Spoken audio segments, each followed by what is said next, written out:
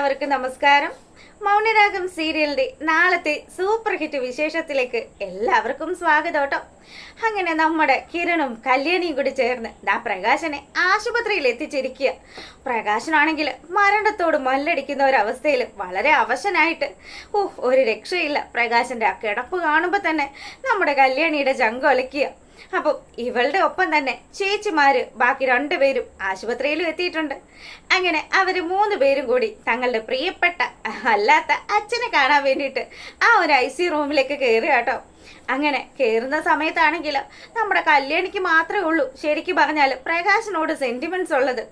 എത്രയൊക്കെ ദുഷ്ടത്തരം കാണിച്ചിട്ടുണ്ടെങ്കിലും സ്വന്തം അച്ഛനാണല്ലോ എന്നുള്ള പരിഗണനയാണ് കല്യാണിയുടെ മനസ്സിലുള്ളത്. പക്ഷേ നമ്മുടെ കാർത്തികയാണെങ്കിലും അതുപോലെ കാദംബരി ആണെങ്കിലും ഒക്കെ ഇതിന്റെ ഓപ്പോസിറ്റ് ആയിട്ടാണ് നിൽക്കുന്നത്. ഇപ്പൊ ഇങ്ങനെയൊക്കെ സ്നേഹം കാണിക്കുന്നത് എന്തെങ്കിലും കള്ളത്തരമൊക്കെ ഉള്ളിൽ വെച്ചിട്ടായിരിക്കും കല്യാണി. നിന്നെയും നമ്മളെയും ഒക്കെ ഉപദ്രവിക്കാനായിട്ടുള്ള വഴി തേടിയിട്ടായിരിക്കും. അറിയാലോ, ആ വിക്രം അവൻ ജയിലിൽ നിന്ന് പുറത്തിറങ്ങി കഴിഞ്ഞാൽ നമ്മൾ എങ്ങനെയൊക്കെ കൈകാര്യം ചെയ്യുമെന്നുള്ള കാര്യം പറയാൻ പോലും പറ്റത്തില്ല. അതിന് മുന്നോടിയായിട്ട് അച്ഛനും മോനും തമ്മിലുള്ള പ്ലാനിങ് ആണോ ഇതെന്ന് അത് കണ്ടുപിടിക്കണമെന്നൊക്കെ പറഞ്ഞാണ് 3 പേരും കൂടെ അതിനകത്തോട്ട് കയറുന്നത്. പ്രകാശിനെ കണ്ടപ്പോൾ തന്നെ നമ്മുടെ കല്യാണിയുടെ കണ്ണുകളൊക്കെ നിറയാൻ തുടങ്ങി.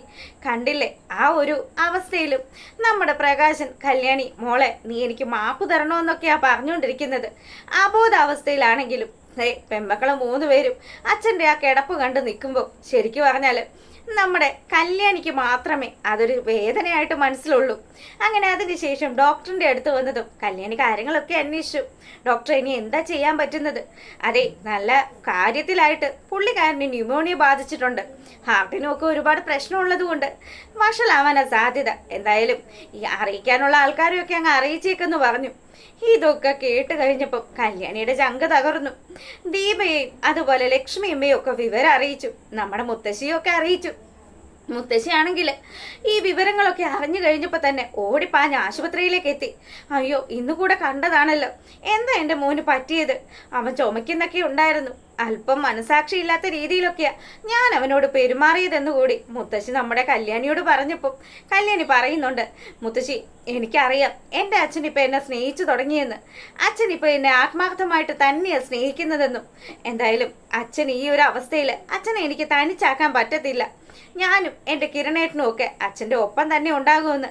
ഇതൊക്കെ കേൾക്കുമ്പോഴും മൂങ്ങാമുത്തശ്ശി പറയുന്നുണ്ട്, മോളെ ആ വിക്രം അവൻ പുറത്തിറങ്ങി കഴിഞ്ഞാൽ പ്രകാശൻ അവനെ കാണുകയും ചെയ്യും. അവനുമായിട്ട് വീണ്ടും പഴയ രീതിയിലൊക്കെ മുന്നോട്ട് പോവുകയും ചെയ്യും. അതെൻ്റെ മോൾക്കും മറ്റു പെമ്മക്കൾക്കും ഒക്കെ മോശമായിട്ട് ബാധിക്കുകയും ചെയ്യുമെന്ന്. ഏയ് ഇല്ല അമ്മമ്മേ, ഇനി ഒരിക്കലും അച്ഛൻ ആ പഴയ പ്രകാശനാവില്ല. എനിക്ക് നല്ല വിശ്വാസമുണ്ട്.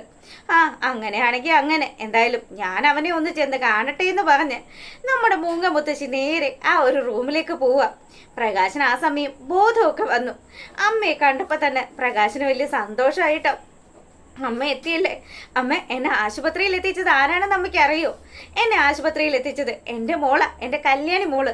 ഞാൻ അവളെ വിളിച്ച് വിവരം പറഞ്ഞു. അങ്ങനെ അവൾ എന്നെ ഇവിടെ എത്തിച്ചത്. അവള് തക്ക സമയത്ത് വന്നതുകൊണ്ട് എൻ്റെ ജീവൻ തിരിച്ചു കിട്ടിയെന്നൊക്കെ പ്രകാശം പറയുമ്പോൾ, എടാ അങ്ങനെ നിന്റെ ജീവൻ രക്ഷിച്ച കുഞ്ഞിനെ ഒരിക്കലും കൊല്ലാനായിട്ട് നീ കൂട്ടു നിൽക്കരുത് കേട്ടോ. ഒരിക്കലും ഇല്ലമ്മേ, ഞാൻ ഇനി ഒരിക്കലും ആ പഴയ പ്രകാശനാകില്ല എന്ന് മൂങ്ങ മുത്തശ്ശിക്ക് വാക്ക് കൊടുക്കുക നമ്മുടെ പ്രകാശൻ. എന്തായാലും നടക്കുവോ അതോ ഇനി എന്താണ് ഈ പ്രകാശന്റെ മനസ്സിലെന്നുള്ളതൊക്കെ കണ്ട് തന്നെ അറിയണം. അങ്ങനെ ഇവിടെ ഈ കാര്യങ്ങളൊക്കെ നടക്കുന്നു. അതിനുശേഷമാണെങ്കിലും ഷോപ്പിങ്ങിന് പോയി മടങ്ങി വരുന്ന നമ്മുടെ കല്യാണിയെയും അതുപോലെ നമ്മുടെ കാർത്തികയെയും കൂടി ഒരുത്തൻ വന്ന് ബൈക്ക് കൊണ്ട് ഇടിച്ച് താഴെ ഇടുന്നതൊക്കെയാണ് നാളത്തെ ആ ഒരു പ്രമോ വിശേഷത്തിലുള്ളത്. അപ്പം കല്യാണിയെയും കാദംബരിയും കൊല്ലാൻ വേണ്ടിയിട്ട് നമ്മുടെ വിക്രം തുനിഞ്ഞിറങ്ങിയിരിക്കുകയാണ് എന്ന് തന്നെയാണ് എനിക്ക് തോന്നുന്നത്. അപ്പം നാളെ ഇതിൻ്റെ ഒറിജിനൽ പ്രമോയുമായിട്ട് വരുന്നതായിരിക്കും. അതിനിടയ്ക്ക് നമ്മുടെ മനോഹരനുള്ള നല്ല മനോഹരമായിട്ടുള്ള കെണി അത് നമ്മുടെ സരയെ ഒരുക്കിയും വെച്ചിട്ടുണ്ട്. അമേരിക്കയിലേക്ക് പോകാനായിട്ട് സ്വപ്നം കണ്ടിരിക്കുകയാണല്ലോ മനോഹർ. അതുകൊണ്ട് തന്നെ മനോഹറിന്റെ തലമണ്ട അടിച്ച് പൊട്ടിക്കാനുള്ള ആ ഒരു വടി അത് അവൻ്റെ തലയ്ക്ക് തന്നെ സൂക്ഷിച്ചു വെച്ചിരിക്കുക സരയും. എപ്പോഴാണ് ഇവൻ ഉറങ്ങുന്നത് ആ സമയം ഇവൻ്റെ തലമണ്ട അടിച്ച് പൊട്ടിച്ചിട്ട് അവനെ ആ ഒരു അവസ്ഥയിൽ വിടാനും ഇനി ഒന്നും തിരിഞ്ഞു നോക്കാനില്ല. തൻ്റെ അമ്മ സേഫായിട്ട് തൻ്റെ കുഞ്ഞിനെ നോക്കുമെന്നും ജയിലിലേക്ക് പോയാലും തനിക്കിനി ഒന്നും സംഭവിക്കാൻ പോകുന്നില്ല എന്നൊക്കെയുള്ള കാൽക്കുലേഷനിൽ നമ്മുടെ സരയോ മുന്നോട്ട് പോകുന്നതും ഒക്കെയാണ്. അപ്പം ഇനി സംഭവിക്കുന്ന കാര്യങ്ങൾ നാളെ രാവിലെ ആ ഒരു വിശേഷത്തിലൂടെ അറിയിക്കുന്നതായിരിക്കും. അപ്പോൾ വീഡിയോസ് ഇഷ്ടമാകുകയാണെങ്കിൽ ഒന്ന് ലൈക്ക് ചെയ്തിട്ട് കാണണം കേട്ടോ. എല്ലാവർക്കും നല്ലൊരു രാത്രി ആശംസിക്കുകയാണ്. അപ്പോൾ ഓക്കെ, താങ്ക് യു.